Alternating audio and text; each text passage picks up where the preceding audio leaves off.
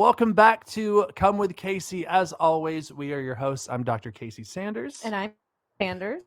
Back for part 2 of polyamory with the Fox Eros. Fox, how you doing? Hi. Sorry, I don't know why I wanted to say hi like that. Hi, everyone. Nice to see you. I know. I almost feel like we if you haven't listened to part 1, we highly encourage you to go back. We had some great conversation about opening up relationships and about the pitfalls that come with it, why to do it, why not to do it. It was a whole damn conversation. Well, and that's really what brought us to wanting to have a part 2, because there's no way that we can talk about everything that we want to talk about in one episode. So thank you so much for coming back. And we have even more questions and more to dive into for today. Yes. First of all, how are you doing today? I'm good. It's my pleasure to be here. I love you too. And look, I'm wearing this in honor of, aren't you doing like rope or shibari classes? Like what classes are you doing online? I love you so much. He was like, should we talk about the class? I'm like, we're not promoting our class on our call. And then I'm not even promoting it. I'm just like, yeah. Well, like, okay. So for those of you that can't see, I'm wearing a pink bow around my neck, like I'm a little gift. And it kind of reminds me of like something a little kinky. So it's super cute. So I was like, oh, this is in honor of them. So yeah, tell me, I want to know, your class is very sexy. Yes. So we the shibari class that we're hosting, and we want to emphasize this, it is an introductory class. Got it. So I've been a rigger for the last, year and a half? Yeah. But my extensive knowledge of anatomy and physiology put together with that has allowed us to create a class specifically for couples. So they can learn how to do some sexy bedroom ties, make it a little bit more erotic, and get a good introduction to do it in a safe and sexy way. Well, and what about throuples and quads? Can they come too? Yes, they can actually. So what we do have it let down, or we do have tickets put down for couples, and then we have extra tickets so individuals can come. And they can either, because that allowing where you get like 2 tickets or you can get 1 ticket. So there is 3 or there is 4. You just end up buying the 2 tickets together. I love that. Yeah. So that way, and then we're going to go through and talk a lot about like prior consent. And then if people are comfortable with maybe going outside their little group, it's something that we're all going to discuss beforehand. So it's not only going to be a shibari class, but it's going to be like a proper etiquette class into doing anything kinky. Because a lot of these people are coming in, maybe not experiencing any level of kink. So a big portion early on, like he was saying, is going to be obviously the anatomy of the body, where to tie, where not to tie, and then how to ask permission to tie.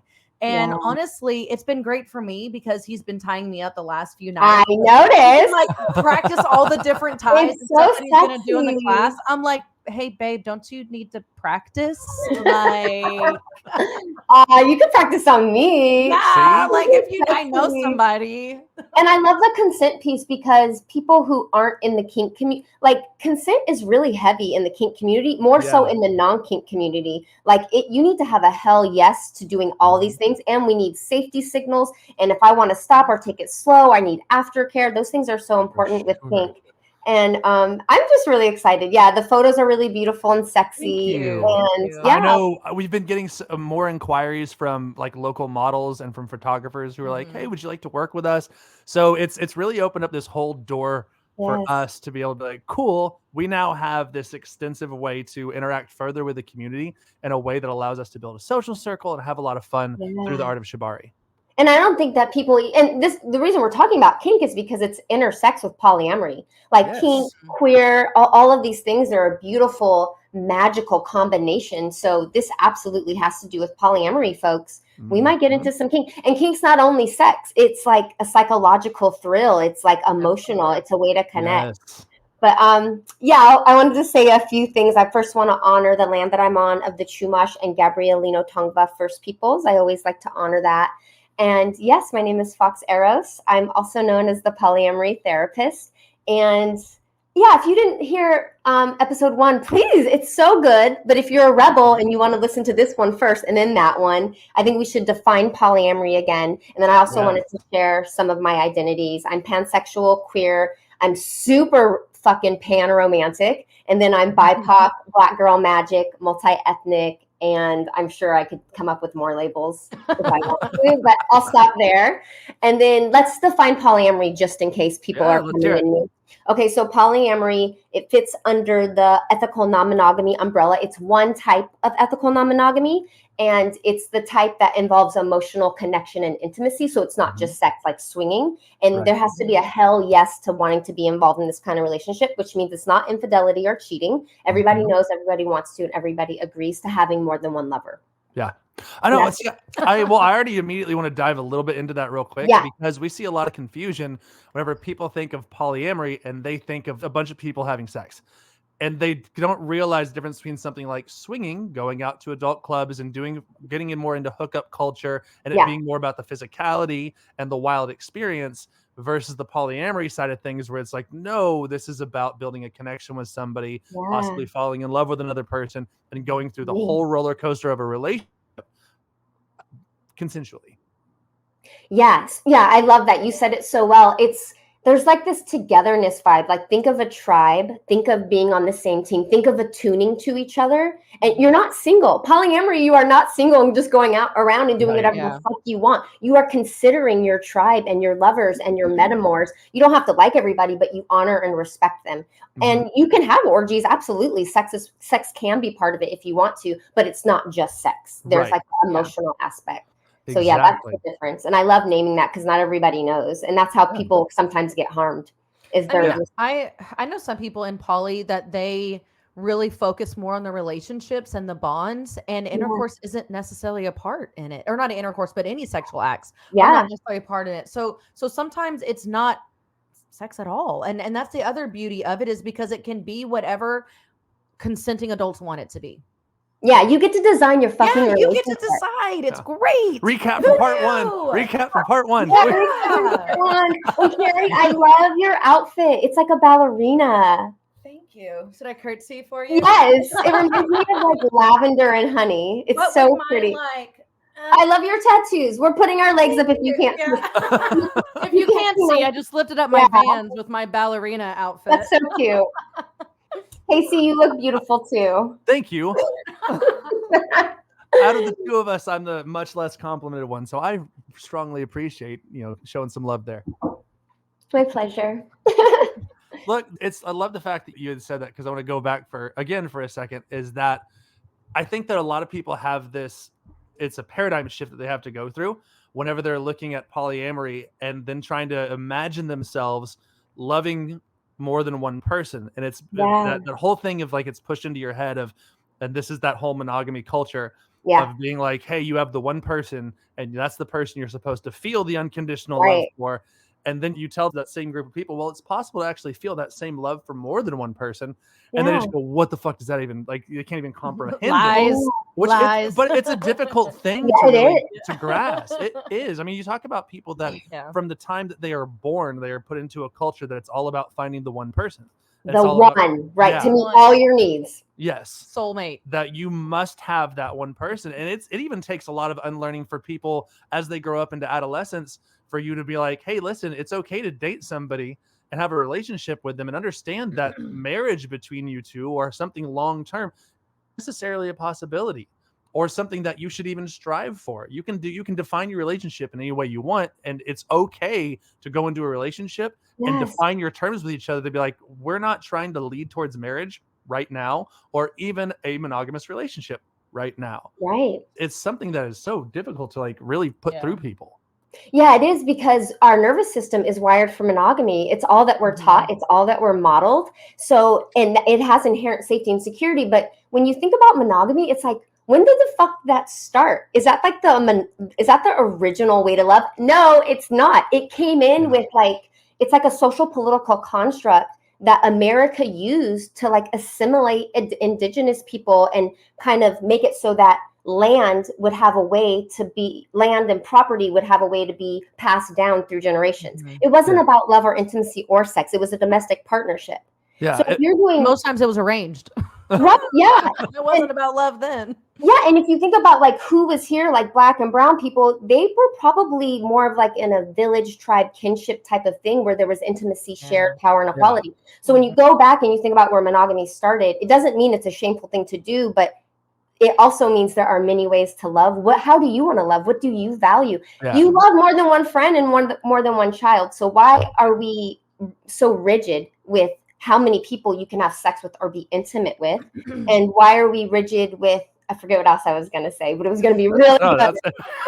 You're just going to scream it out a little bit. If it comes back, you just throw it out there. I mean, if I understand correctly, most of the indigenous tribes that we had here were egalitarian in style. Is that correct? I believe that's what it was. I want it was almost like it wasn't the appointed person with a hierarchy that went around. Yes. It was more of that egalitarian style, and it was the same way with relationships. And it wasn't until colonization occurred that it started becoming this is what you're supposed to do. Hetero, patriarchy, monogamy, Christian norms. Yeah. And I want to research that more. And I don't want to speak for indigenous communities, but I believe that heterosexuality and all these things weren't like, it wasn't, what is that word?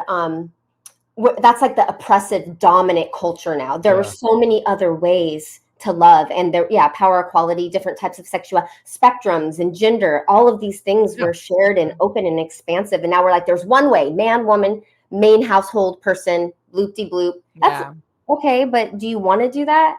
I mean, wouldn't it be amazing it's so transcendent to love more than one person. Just because I love more than one person, does that impact my other lover? Does that mean I love them less? Like, how does that make you feel like I might abandon you? Like, do we need to reaffirm each other? Anyway, I could just keep talking. But well, and that's the beauty of it, is there's so much to dive into. And that's one of the overall messages we like to deliver to people who are curious about opening up a relationship, is to that message of don't do it until you learn a little bit about it. Like, hold off. It can be exciting. It can be something you really want to dive into, but like take a beat and start going through some literature, joining some groups, like look at like various ways that you can do this, because you're gonna run into obstacles. And we covered a little bit about that last time. But that leads into probably the first question that we have for today, our topic that we have for today.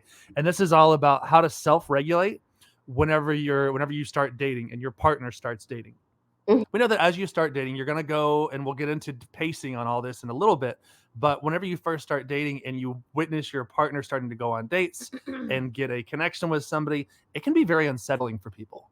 Devastating. Yeah. Like, you want to practice polyamory and you talked about it and you planned it, and then you do it and you're like, oh, I can't breathe. I'm panicking. I'm like in a ball on the floor, like crying, even though my rational brain wants to do this. Yeah. So our nervous systems, like I said, they're wired for monogamy. So when you talk about how do you regulate, I want to talk about, why is polyamory making me dysregulate? It's because my lizard brain is perceiving a threat. I think that I'm going to be harmed in some way, even though I've decided to do this with my rational brain. So we have the stress response when your body perceives a real or imagined threat of fight, fawn, or freeze. So that's like if a tiger or bear is about to come and get you, but there is no tiger or bear. So sometimes the threat, the danger is actually imagined, or it's not super valid, where it's almost inconvenient because you're like, I actually want to do this. So yes, fight, fawn, or freeze. How do we regulate? Well, first, know what it feels like when you are regulated versus dysregulated. So when you're regulated, your shoulders are down. You're able to hold nuance for conversations. Your eyes aren't fixated. You're breathing well. Your heart's good. You're at a good pace. There's no tension in your body. So now figure out what it feels like when you're fucked up. When you're dysregulated, it's like the opposite, because your body's really intelligent and it'll start to give you signs. So track when you're in the yellow versus when you're in the red. When you're in the red, your lizard brain has already taken over, and it's going to take you a minute to calm down. So ways you can regulate, or we call it co-regulate when you want to do it with your partner, is I say make like a beautiful, like go to Michael's Arts and Crafts. I bet you didn't think I was going to say something like this. Arts and Crafts store. You're like, oh my God, where's this going? Get a little wooden box, one of those ones that open like a jewelry box, and you're going to fill it with reminders of how to regulate, because when you are fucked up, it's too late. You can't remember. So you're going to write shit on little pieces of paper like this, like listen to your favorite Spotify PlayStation of like 80s and 90s dance songs. The most optimal way is going running or like exercising, because back in the day, if you were chased by a bear, you ran to safety and then you went, okay, I'm not being eaten. So if you have accessibility to exercise, great. If not, Ask your partner if they'll touch you or hold you or make eye contact if that's helpful. There's so many ways. Singing, it helps regulate your breath too. I love grounding and breathing techniques, but not everyone loves those. Yeah. But I love this those are one. some of my favorite of breathing techniques, like box breathing for me, and a lot of that is Yes. what I love to do on a daily basis. It just helps it's bring so good. everything down. It resets your nerve. It tells your vagus nerve, I think, to tell your brain to give whatever signal thing. Okay, we're resetting. I know I don't know the science of it, but It's okay. I got you. yeah, you got me. Cross your arms like this. Put your hands on your shoulders and tilt your head down. That one's my favorite. It makes me feel high, and do 3 cycles of inhale, exhale, and your exhale is longer. So these are all little ways that you can regulate and normalize talking about, you know what, I'm offline right now. I'm in the yellow. And that's all you have to say. And then your partner can help you change temperatures, like get in a fucking cold shower. Yeah. Okay. That's a good one. I know cold shocks and everything have become so popularized. Most people are like, I use it for workout and recovery. They don't realize what it can do for your emotional regulation as well. Yes. Yeah. We got to take care of ourselves and be compassionate, because the lizard brains, we're still it takes like millions of years to evolve. So it's not our fault, but we can be accountable for it. Yeah, we want to help to draw a lot of blood back to that, like what we talked about last time, that prefrontal cortex, right? Get out of lizard brain, get into logical brain, and start realizing, hey, the feelings I'm feeling, are they linked to a specific event? Is this something that is actually happening, or is this something that I'm worried about happening? And am I listening to my emotions that say, hey, that invisible event is not actually there? Like, can your logical brain say it's not actually there? And then can you take a deep breath and go, okay, I'm clearly worrying about something that has not happened. What's the potential for this happening? Can I move myself step by step away from the risk and more towards being like, I'm actually safe. Like, this isn't actually happening right now. So let me start to reconnect with myself and reconnect with my partner. What makes you feel safe and secure? That's got to go on one of the Post-it notes, because thank you. That's what regulates us. So you just said it right there, is thinking about that before you're just regulated. These are the things that make me safe and secure. Put them in a little box, talk to your lover about it. And you know what? Some things it's valid that they activate you. So if they keep activating you, talk to your lover about it. Or notice in your lover, wow, that keeps activating you. Is that like, should we change our relationship agreement? Should I be out all night? If you're opening up from an already established relationship. Because we know there's many ways to be polyamorous. But I like that you put a call out to the other partner as well, because we're in this together. And if one person sees that an act is triggering the other person, I think that's beneficial to speak up and say something. I like that you bring that up, because we are responsible for ourselves. Absolutely. Sure. But if we're going to be a group and we are going to do this together, I like how you're saying being as open, but that also being as observant. Yeah, being aware. That's attunement. When you are a baby and your caregivers are attuning to you psychologically, emotionally, and physically, that's how you build your literal attachment style. So Jessica Fern talks about it in Polysecure. You can rebuild your attachment style into a safe and secure one when you're an adult. And you can do that within yourself, and you can do that with others. So our individualistic culture is like, well, if you're jealous, that's your problem. If you need to regulate, that's your thing. No, polyamory is tribal. It's team, like kinship. How do we use our power for love and intimacy for the good? Like, how do we connect and watch each other? You see your partner's like devastated, and you're like, well, I'll be back in the morning. No, that was fun. I'll see you. It sucks you feel that way. See you later. Yeah. Yeah. And it's hard because you have to consider your metamors too. Yeah. Like if you're going too fast and then it's like, okay, well, I'm going to slow down. Well, now your metamors might get hurt by that. Yeah. So it's like a really delicate balance of trying to love everyone. And I've been starting to realize part of polyamory is that we also are our own lover. We have to love ourselves. We are one of the people we are in relationship with. So how are we going to, what were you going to say, Casey? I was going to say, it's the RuPaul. You don't love yourself. How the hell are you going to love anybody else? Oh, fuck. Yes. Okay, RuPaul. Yeah. Yes. Kara's a huge fan of RuPaul's Drag Race, and I get to sit in and watch some of these episodes. And it's like one of my favorite parts of the show. I need to watch that show because everyone says how fucking amazing it is. I want to watch it. Yes. Even our 10-year-old walks around and is like, well, if you don't love yourself, how the heck you going to love anybody else? I'm like, she gets it. She totally gets it. And she'll be empowered. I love that. So I have to take a quick pause because we know that there's a lot of people that listen that are not necessarily in the know with terms whenever it comes to polyamory. So do us a favor and define metamors for us really quickly. Yeah, your metamors are your lover's lover. So if Casey, you are dating someone and Carrie is not dating that person, then that is Carrie's metamor. Yes. Your lover's lover. You're not necessarily intimate or sexual with them. And sometimes people don't like their metamors, and sometimes they do. But if you become intimate or sexual with them, well, now they are your lover. They are also your lover. Yeah. That's where we get into all those terms like kitchen table polyamory. And Yes. parallel polyamory. And we get Well, and I just learned parallel polyamory too. That's where it's kind of separate. You're not really bringing everybody together to meet. Right. Casey, sorry, I went like this. Casey and Carrie. I love that. Okay, sorry. See how distracted I got? I forget what I was saying again. It's that parallel polyamory, right? Where it would be like Carrie has a partner, but I don't interact or know them at all. Or know them or meet them. And Carrie doesn't know them, meet them, and it's just there's another relationship going on. They have nothing to do with it. Yeah. This is something like kitchen table polyamory where maybe everyone sits down. We're not necessarily all involved with each other, but it'd be like if Carrie was in a relationship and we all sat, like we all hang out together. We're all friends. Yeah. It's just Carrie has her relationship with that person, also a relationship with me, while I have a relationship with somebody else, and we're all just friends and together. I know. Doesn't that sound amazing? Right? A big polycule or some sort of. Yes. Oh my gosh. Have y'all seen, I don't know if we talked about in episode 1. Did y'all see How to Build a Sex Room? Yes. We mentioned the show in episode 1. Oh. But I don't think we dove dive into it. Yeah, we didn't really dive into the polycule where they built the whole room that was hot.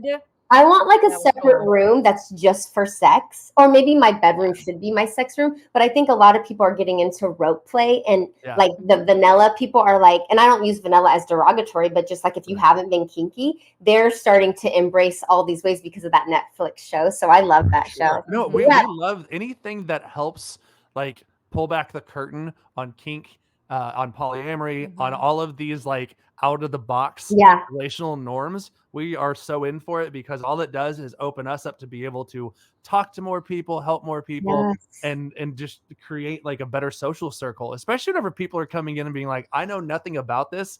Like, what can y'all tell me? Like, oh my God. You know what a good book is too? There's the best book. It's by Kate Sloan, and it's called 101 Kinky Things Even You Can Do. And it is like 101, like basics. It's so awesome. Every Saturday, me and my lover, we read one during breakfast. We're like, ooh, gagging.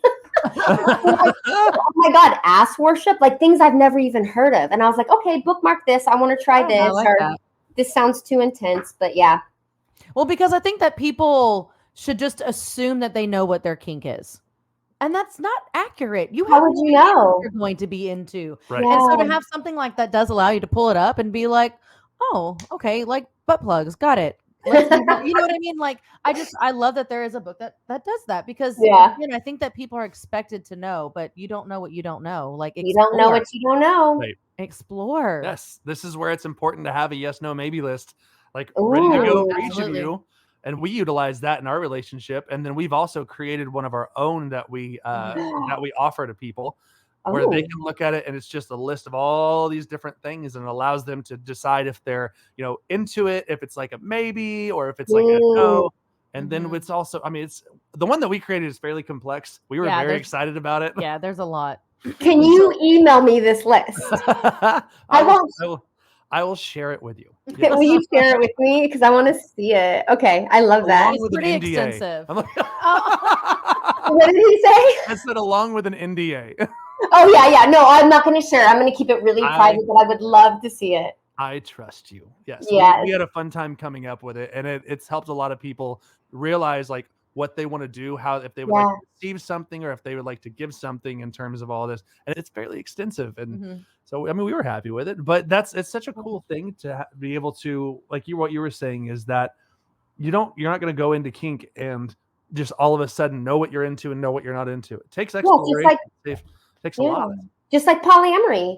You can talk about it and it's so exciting because you're like, oh my gosh, I think we hold back the part of us that is attracted to other people or feeling flirty or crushing like on our husband's friend or our partner's friend or whatever. But once you're polyamorous, you're like waking up to the real signals you have that your attraction is still there. So it's really exciting to open up, but then it's also can be devastating. Once you're like, now I'm jealous seeing my lover fall in love with someone else or flirt with someone else or be desired. And I've been really thinking a lot about how, say we're with an already established partner, the day-to-day domestic stuff, that's like habitual and kind of boring and mundane. We don't do that with our new lovers. So that's what polyamory keeps us like on our toes, because all of a sudden we see our metamors completely desiring and treating our lover differently. And we've been doing all the domestic shit, but that also leaves a window for relationship neglect. Well, how have I been showing up for my lover? Like, have I been doing these things? Of course you're jealous if your partner's doing NRE with someone and you've been like washing clothes at home. Yeah. So there's all these things to consider, and you kind of have to like, okay, I have to give to myself, my metamor, my lover. It's a lot. Like, we only have so much capacity for time, but our capacity to love is infinite, but not our time. Right. Yes. Which, I mean, and that is, put that on a t-shirt. Yeah. Yes. It's not our time. It's a super interesting point, because people are like, you know, how can you go in and love all these people and all that? And we're like, well, it's not about the capacity to love, because that capacity to love is, like you say, it's infinite. Infinite. It's time management. Yeah, we're human. The concept of time feels really fucking real to me, because I also got to sleep. I like to go night at like 8 p.m. So I can't be out dating. Exactly. And it's such a great thing, because it allows also for the monogamous people that listen to the show to take a closer look at their relationship, because from the time of your relationship begins, you decide to be monogamous. We have so many of these like inborn rules that you're supposed to follow. That's like, don't ever look at another person, and don't feel feelings for anybody else. And don't have attraction to anything else. And that goes against our very DNA. Yeah. And it's much more productive, we've found, whenever we actually discuss that stuff. Well, I also think that whenever I like came out, that allowed me to not feel guilt for looking at people and being attracted. I love that. Oh, it released you. Yes. Yeah, it did. And because, I mean, and even, I mean, now I do feel like we're past that, but before we got into this concept that we really played with and like indulged in, I always had guilt prior to. And so that kind of opened that veil for me personally to feel like I'm not wrong for being attracted to other people. I'm not wrong for having feelings for other people. Right. I'm allowed to do that. And that was super helpful for me, because I held on to a lot of shame. My entire life I held on to that shame, thinking that I was wrong for being attracted to other people. And yeah, that was probably my biggest thing that helped me the most. And so I think that if you're listening to this and you're just getting started, or you're thinking about getting started, let this be something for you. Open up that veil. Don't have that guilt. Like you were saying, like, we have this predetermined notion on what and who we're supposed to be. And I feel like a lot of us are ready to just fucking break that mold. Fuck that. Break it. Over it. We're done. And that's another part of why we're wanting to talk to you. We're trying to get people to normalize that you're allowed to feel the way you feel without that shame. That you're not wrong. That you're not broken. You're fucking you. And you love people because people are fucking awesome. Oh my God. It's like the patriarchy and heterosexuality and monogamy. That is one experience. Humans are expansive and infinite. We cannot be rigid with ourselves. And it's beautiful to experiment and try. And I'm so sorry that you felt that guilt and shame. And I think a lot of us feel that. Like, even in the BIPOC community of like, well, this is who I am. Why am I being like oppressed in this way? Or I'm queer. Why are you oppressing me? Well, that's just one paradigm that people are trying to oppress us with. No, thank you. I am beautiful. I am good. I'm attracted to other people because I have like erotic energy. Yeah. I have a sexual self. It didn't die because I got married or because I'm in a relationship. But another thing I wanted to talk to up today, and I don't think we mentioned it in the first one, is that like polyamory isn't for everybody, and it isn't for every relationship, and it isn't for every moment in your life. It's okay not to be polyamorous. I think the more mainstream it becomes, people might feel a little pressure, like, oh, it's the thing to do, which is kind of cute. I love that. But I don't want people feeling pressure. But yeah, you're right. There are other options. But your relationship has to kind of be in a good place to open up. Like, it's going to exasperate shit if it's already bad. And I don't think I mentioned that in the first episode. So I wanted to make sure, you know. That's something that we'd love to talk about. And that's something I don't believe we did either. And I love that you bring it up now, because we do want people to understand that whenever we are discussing polyamory, we're not saying that it's not okay to be monogamous. We're not saying that you should feel any sort of way about your chosen relationship style. Your chosen relationship style is what's right for you. Yeah, it's one that feels good, safe, and secure. That's what you should feel in any relationship style. Even right now, we talked about it a minute ago, time. we are not open right now because we don't have the time. It's not because we don't want to. And it's no other reason than we have a lot personal stuff going on. Yes. And then we I feel respect you. each other. And I'll be Yeah. like, hey, I personally don't want to be open right now. There's a lot going on. And I want us to really focus on us. Yeah. And then we're going to open that back up. Like you said, it doesn't have to be this perfect timeline either. It's just whenever you can fit it into your life. But we're so ready to explore when things settle down. Yes. I can't fucking wait to explore more when we can just allow life just to settle a bit. And that's another part of it, because like you said, Casey, we're not shaming at all. No, not at all. Into any part of your life or never in your life. But again, this episode is to help you understand if it is for you. Yeah. And let me ask you a personal question. If you want to answer, as it's being recorded and it's going to be on the internet. I'll answer it. Okay. Consent. Hell yes to consent. When you do start dating, if it feels like you're polysaturated, like, we have too many lovers or there's too much going on, we need to slow down. How do y'all manage that if you already have a metamor or another lover and there's feelings involved? How do you distance yourself? Do you break up? Like, do you let it phase out naturally? Like, what happens? So we have always had conversations. It's always been, but anyone that we have dated in the past, they've been fairly integrated into our family. Oh, like they come over. We all like cook together. They like, I don't say they help out, but like they're part of the tribe. Yeah. And so. Yeah, we've never experienced like that parallel polyamory of she has a relationship and it's mixed on some level. But it's always been led with a conversation. Always with a conversation. And most times it's ended in us still hanging out, us still being friends, but them just knowing that we need to focus on us. But we also preface it beforehand, and we've told them there may come a time that we personally need to pull back. I don't know that we've ever had such a strong connection yet, but I also feel like we've been very clear, and communication with us has been very strong. That's transparent communication. Yeah, so they have the power to say, oh, well, I might get too involved, so I'm not going to be. I don't want to be in a hierarchical situation. Exactly. I love that. That's so awesome. That's one of the big things that we have. We know there's a lot of people out there that look down on any form of hierarchical polyamory. They're like, it's unethical. It's not okay. Our personal view on it is that, right?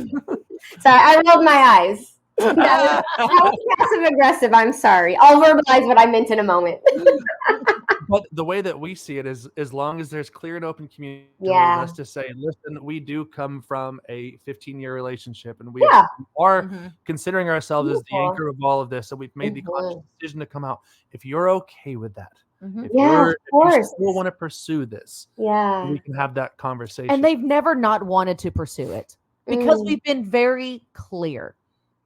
I mean, that's beautiful. That's love. People are going to ebb and flow out of dyads to triads to quads. We can't marginalize an already marginalized population. Why are we making rules on how to love? How is it unethical to have an anchor partner? I mean, that just happens naturally sometimes. If you have a child with someone, you're sharing more time investment and domestic responsibilities. And I absolutely, this hierarchical thing, it's unethical. It's impossibly unethical if you are giving people empowered transparency communication, because they can say, you know what, that works perfect for me. I want to be in a hierarchical situation where I'm secondary because I don't want to give you all my energy either. So this is great. Or you know what, no thank you, because eventually I might want to live with y'all.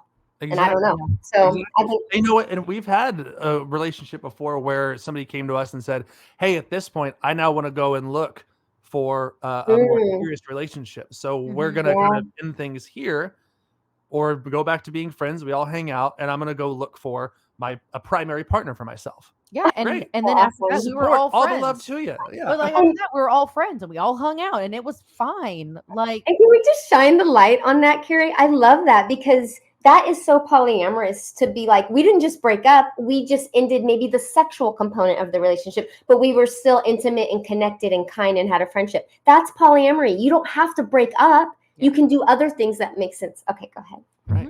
No, I mean, honestly, that's exactly what happened. That's perfect. And then you're right. Like, it doesn't have, and that is such a monogamy mindset too. As we break up, we're never talking again. You are dead to me.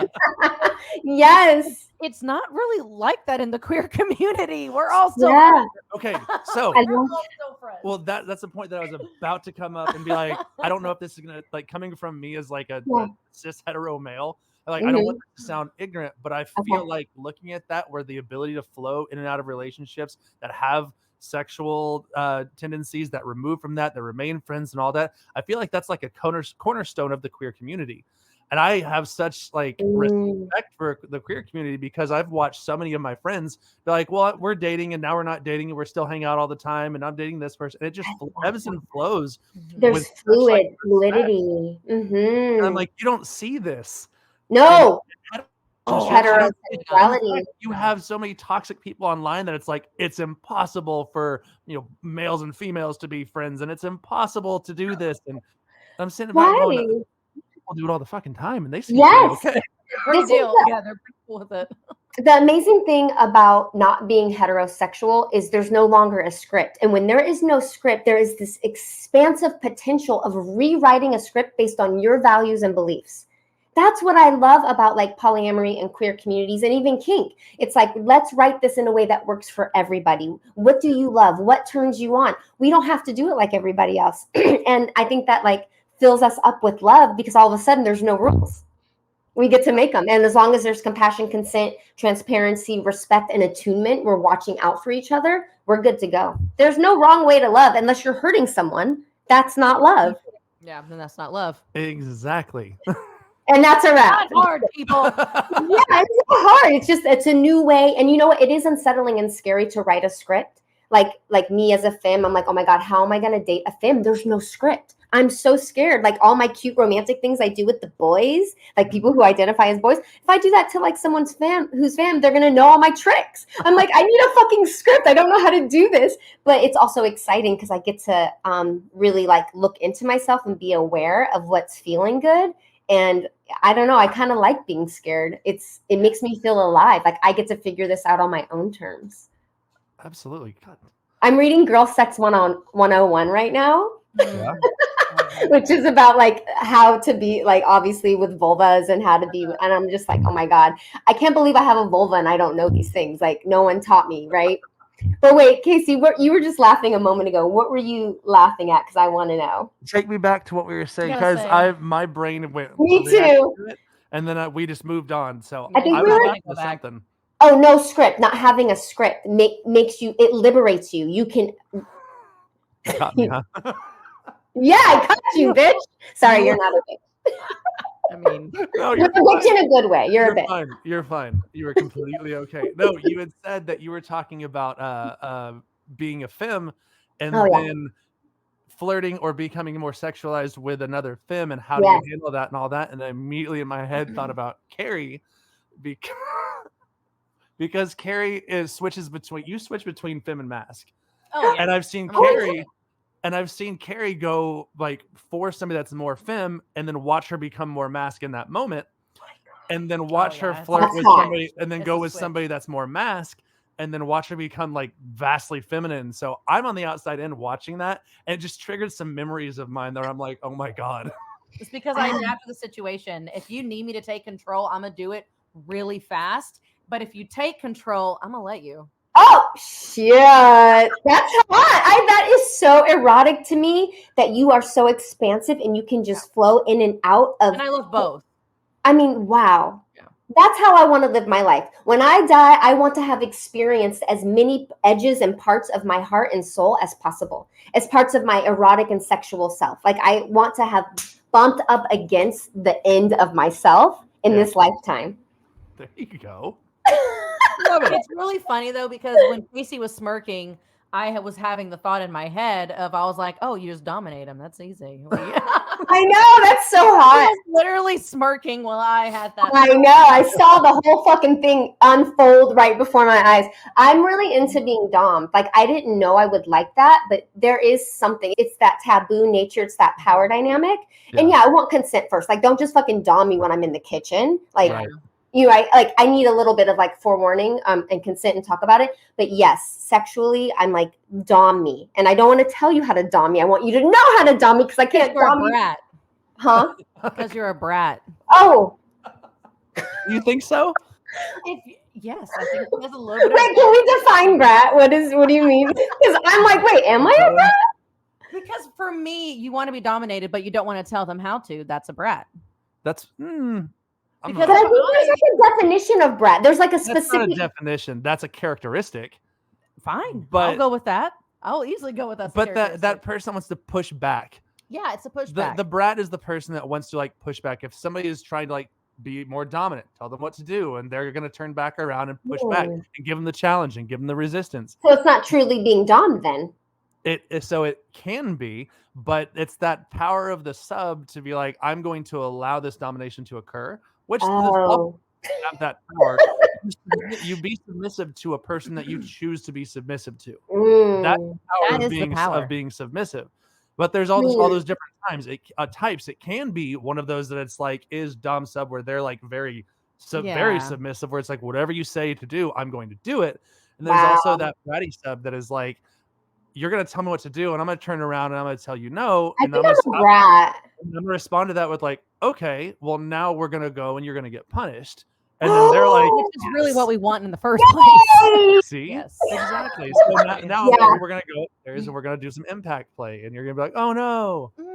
I'm totally learning something about myself today. Thank you so much for teaching me. You know what? I am a brat. Yeah, and my partner told me that like if I go on a date, like when I do go on a date and if I come home, I'm like, okay, well, I like kissed a femme today because that's where I'm resonating right now is with femmes. If I come home and I kissed a femme, then I'm going to get a penance. And I was like, wait, I'm going to get punished? I was like, well, can I just have the punishment now? He's like, no, bitch, you have to go. I was like, well, wait, I want the punishment now. So that's really fun. I love how we keep going, hitting up against kink today, even though we're supposed to talk now about. We need to have you on again, but just about kink. Well, I need to finish my Kate Sloan book, and then I'll come back and we'll talk about kink because I want to learn everything I can, and I want to go to some play parties.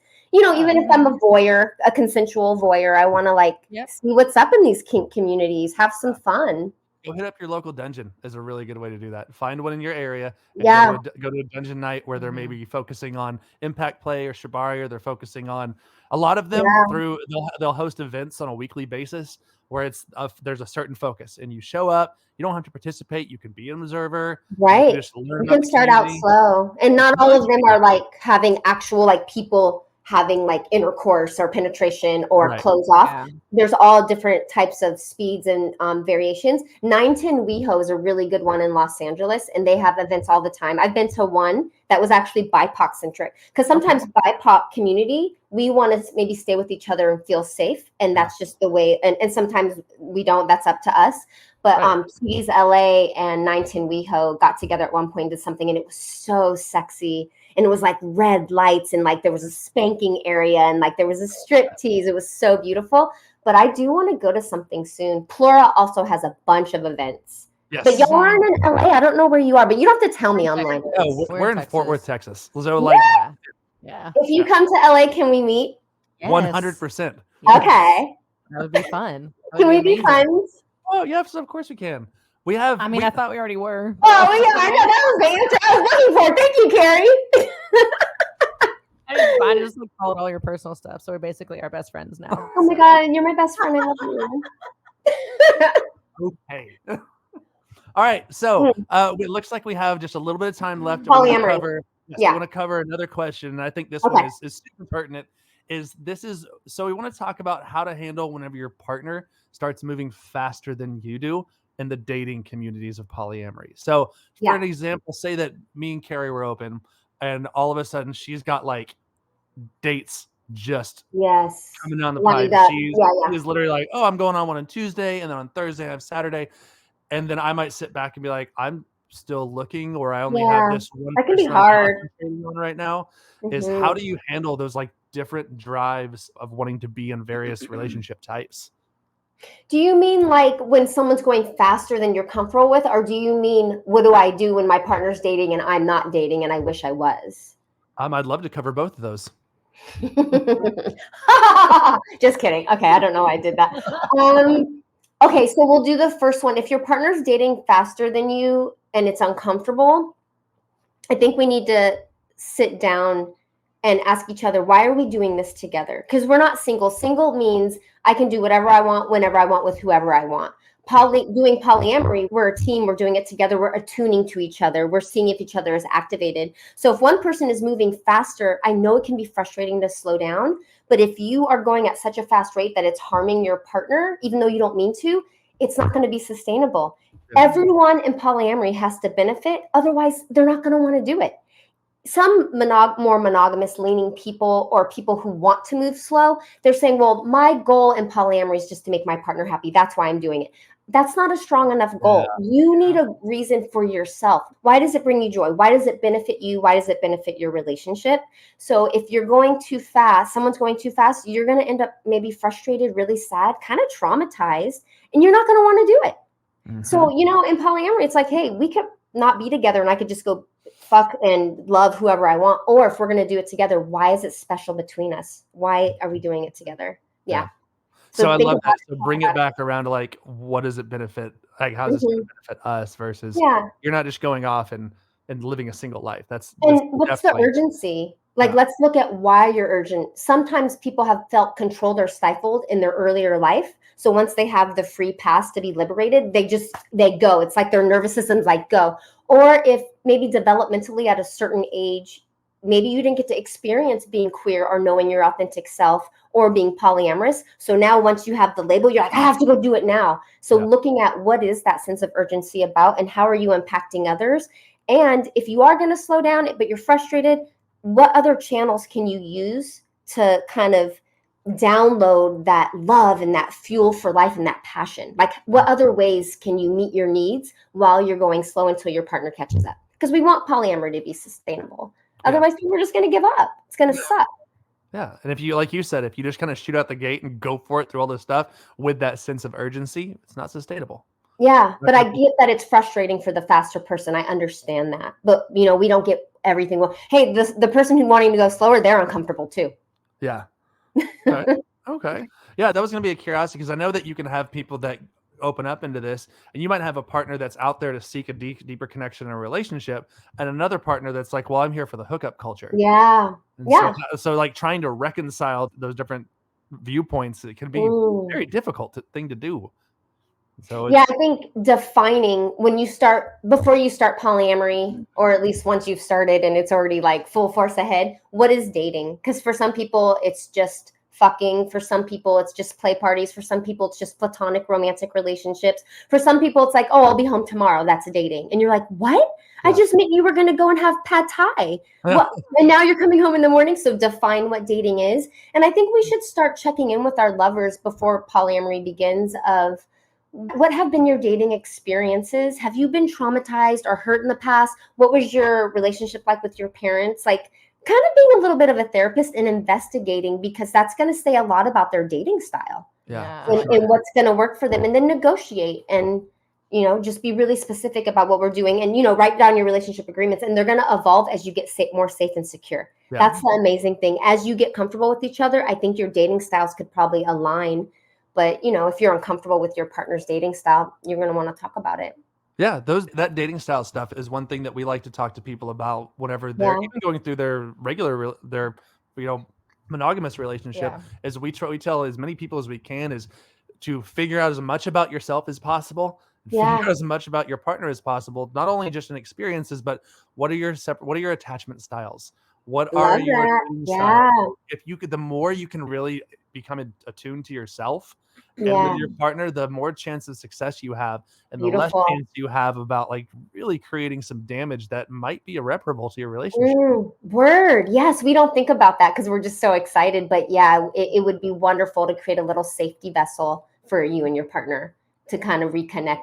Polyamory check-ins once a week. What's going well? What isn't? Are you getting your needs met? Is anything harming you? Are you saying yes when you mean to say no? Yeah. Do you feel pressured in anything? Are we going too fast? Are we going too slow? Yeah. I like that. I hope everyone was writing those down that quickly. Write that shit down. Write it down. Use it. It's helpful. Damn it. I'm like doming the audience. I'm so sorry. I didn't even ask Look at you. Do your homework. No, I'm just kidding. It's so much compassion. We are just human. We are just trying to be excited and love. I totally understand. Yes.